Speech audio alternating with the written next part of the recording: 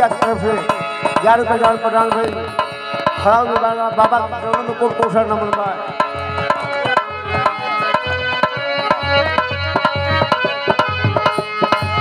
भोरे भोरे दर्शन के पानी भोरे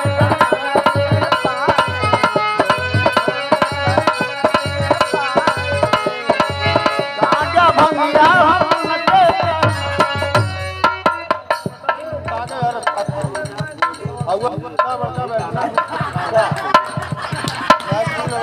₹100 का दान प्रदान भाई बोडू संजय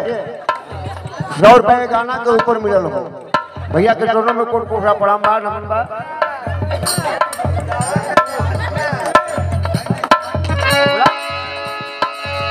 रहे दिल रखी रे लाकोली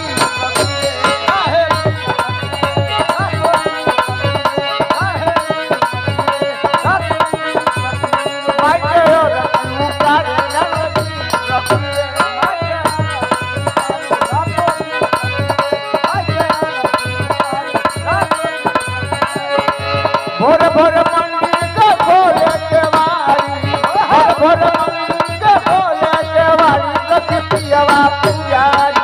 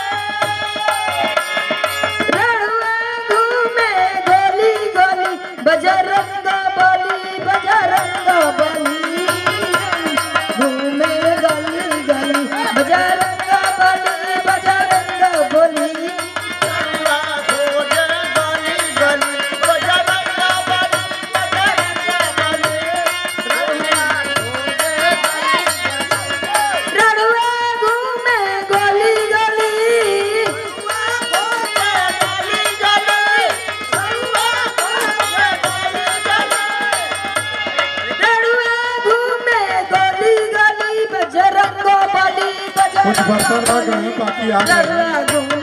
बड़े बड़े बैग में हैं आप लोग उठा रहे हैं बच्चे उठा रहे हैं बहुत मेहनत किए छोटे बच्चे